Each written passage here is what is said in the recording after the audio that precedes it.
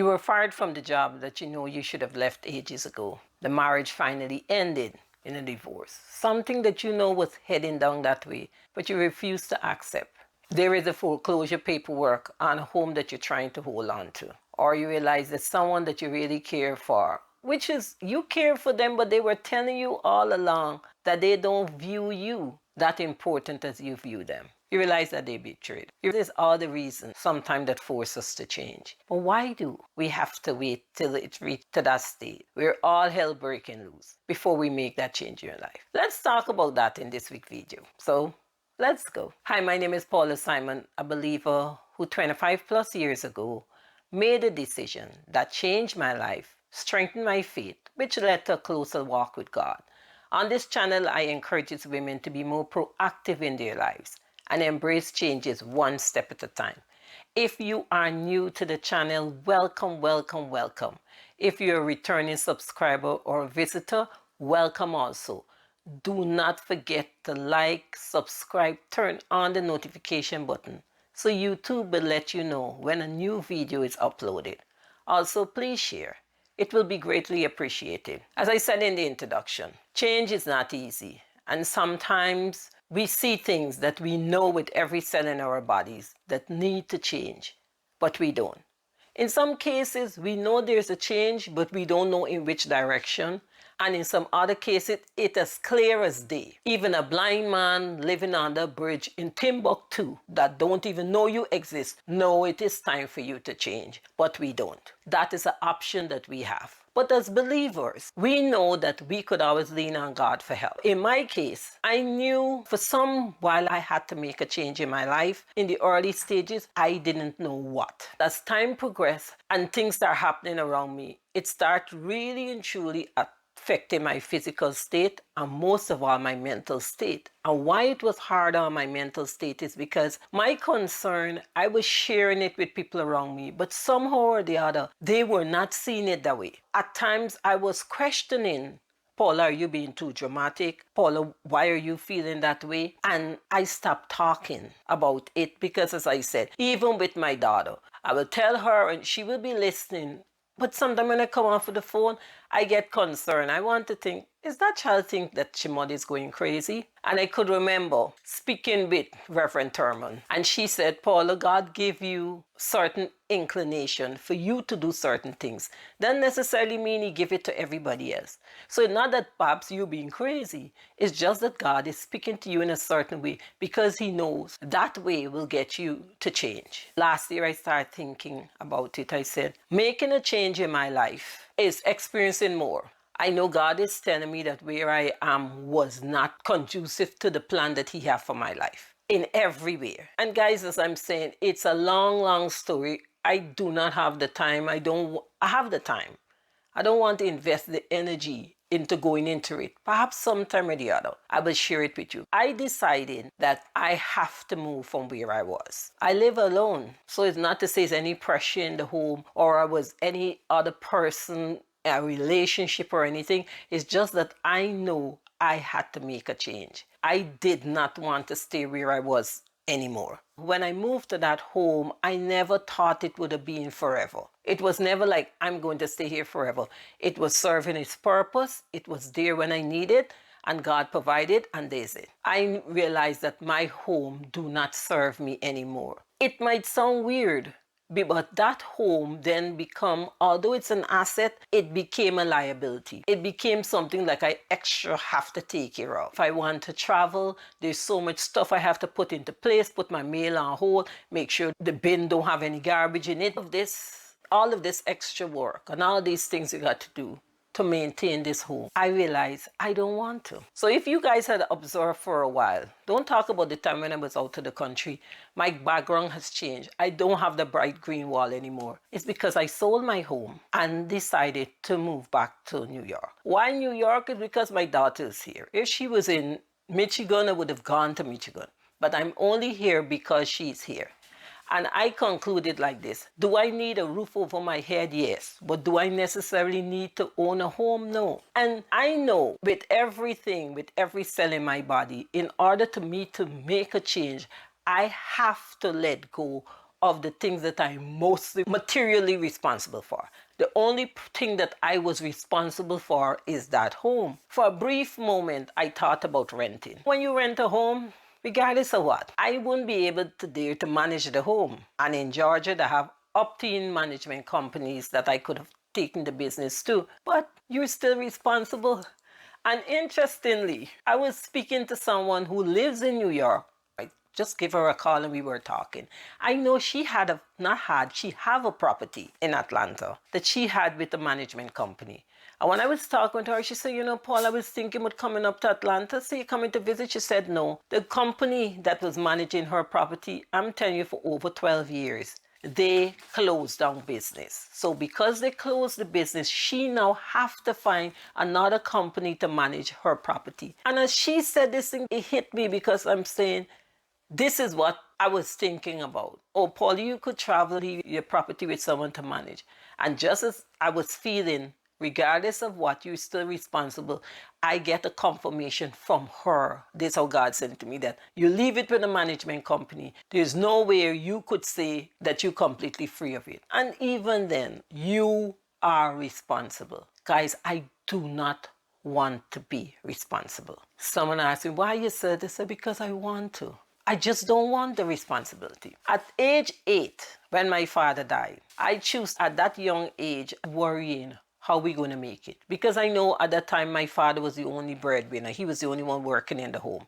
So I, at that age, realized that our lives would have shifted, and it would have shifted in a way that was not good. So for years we were house rich, but cash poor. And I worry about that all along. So someone who might be listening to this video, even if you're my age, heading for 60, or you could be older, you might look at your responsible way of thinking or having to have responsibility other than your school work or taking care of your clothing or so. It might have started in your mid-20s. The average person, that's when they own start. My own started at age 8. So right now, I am tired. Guys, I am literally tired of being responsible. I never had a carefree life, and in some cases it's because of how I choose to deal with things, right? My brothers and sisters, they were there. Nobody was worrying about stuff like how I was worrying about stuff. And 99% of the things I was worrying about, I kept it in my head alone. At this point, the things that I was supposed to start at in my 20s, I started, who knows, 15, 16 years earlier. Guys, if you see my eye shift down a bit, it's my furry granddaughter, Penny. I think somewhere or the other she wants to be part of this video. And she's there running all around the place. If you hear any noise in the background, it's Penny. It's not me. Anyway, I am tired of being responsible. Would I still have responsibility? Yes. I got to pay my phone. I have to make sure I go to the doctor. I got other little bills that I wanted. But you know what? When I leave, I don't have to be responsible for anything. I don't have to be checking up to make sure that they're not raising the homeowner's insurance, or they're not raising some sort of taxes and then disputing it, because that is what you have to deal with all the time. I had to deal with HOA, Homeowners Association. If you're living in New York, you might not have that problem. If you're anywhere in Georgia or in the South, chances are you have that problem. It's so much other responsibilities. If you don't check a mail on time, it could be something. Guys, no. I have intention of, whenever I'm around, to squat at Ken Simon's home. That would be my mailing address. And I have all intention for at least the next 2 years to give myself a break.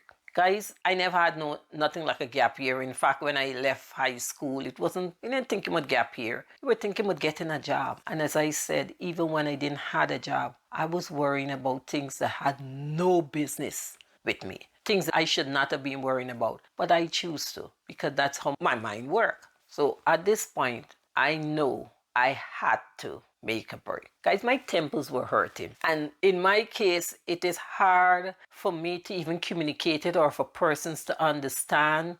Because if you look on paper or you look at my life, it just don't match up. Even when I'm telling someone something, even to my own self, it sounds off. Because I do not have anything to support how I'm feeling. Like, for instance, there isn't any doctor's report or I have a child with problem, or I've been hustled on a job, or have a bad relationship, or a husband that is cheating. I don't have all of the things to support how I am feeling. So then it's hard for me to explain. Or even if I explain, it's hard for persons to really and truly understand what I was going through, and to an extent still is, but it is getting better. Why? Because I choose to be proactive in my life. I choose not to wait till all hell break loose. And my all hell breaking loose might have been something physical or mental, because it was affecting me mentally, and eventually it would have been physically, because I didn't feel safe in my surroundings. I didn't feel happy in my surroundings because everything was there.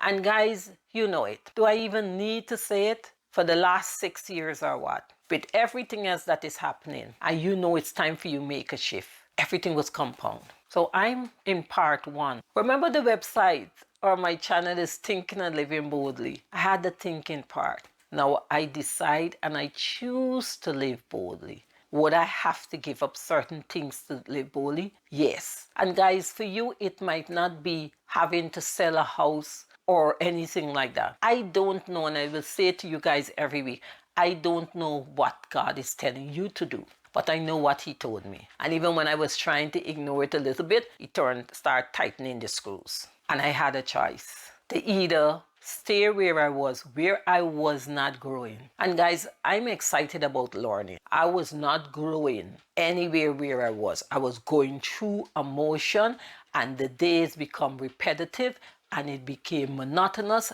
and it became boring. And that was the time when I had to make the shift. Did I do it right away? No, because as I said earlier, I spent a while not knowing exactly where to go. But then it became clear and clear that I had to make that change. Initially, yes. Towards the end, it was hard. Not to say it's because I'm giving up the home. It was that home came to me because God bring it to me. There's another whole story. So that make it hard. Because I know how I got that home. I know how everything happened in a crazy way. And I end up owning that home. With that being said, that was my hardest thing, because I did not want to be out of my Father's plan. I said, Father, I know you give me this home. When you give me it, you never tell me, okay, it can be a 5-year, 10-year, 20-year. You never give me all of that. But I'm getting these feelings now. And that was the hardest part. Not the house. Because if God give me one home, He could give me another one. He might give me one that I really, really like, which is not attached, and I don't have so many neighbors near. That one would have been harder. That was it. And that might be your struggle too. As a believer, you honestly feel God tell you have to be at this particular hospital because you're in the medical field. And now you're getting this feeling that you should supposed to move somewhere else. But to move somewhere else, oh no, there might be the same problems or whatever it is. And you feel stuck there. We're forgetting that our Father don't give us instructions forever, amen. He gave us instruction for right now. The now might be months, it might be weeks, it might be years, but it's for now. And chances are you might stay right there, or He might say move. Or you might stay, like for instance, stay in the same field, but you have to make a switch around, or whatever it is. But He tells us. And I did not want to go through where He keep nudging me, and I move, and then I got to get the hard knock, which will be painful, which would not be good. And then you look back and say, you know how long I should have moved, or how long I should have really left the job, or I should have really walked away from this relationship. I should have really walked away from this deal. You might even start a business. And it stopped working. But because of all the years you put in and all the money, and you already start telling people I own a business, how I'm going to tell them I no longer own the business? So we use those reasons not to change. But then we're forced to, in a painful way, financially, mentally, physically. Who knows, even your reputation have to suffer before you get the message. So guys, wherever you are, whatever God is telling you to do, regardless of how scary it is, how crazy it might sound. And if it sounds really crazy to you, Please do not mention it to anyone. Keep going back to God with it. Please ask Him to help you handle this craziness that's going through your head. Because going to speak with someone else might very well lead you away from God's plan. Because it's a girl, you invest all those years, you got all this degree, you have this, you left a good job with a good pay, what you gonna do? You got bills to pay. Someone will tell you that because they're not the ones standing in your shoes suffering. They're not getting the message that God is giving you. They're not there when you might be waking up 3 o'clock in the morning and you know, why am I still staying? Why am I still going to this job? Whatever it is, talk to God about it and just move any little way. If you're not certain about what next to do, ask God and He will start talking to you in little ways how to make the change, and He will give you the strength and prepare you to make the next step over. So guys, that's it. For the time being, I'm hanging out here in New York. I don't know what will be my next, but whatever it is, I will share it with you guys. Avoid the all hell break loose method of living. It doesn't worth it. It just does not worth it. So take care and have a blessed day. And you know what? A fantastic week. Look forward to talking with you guys later. Bye.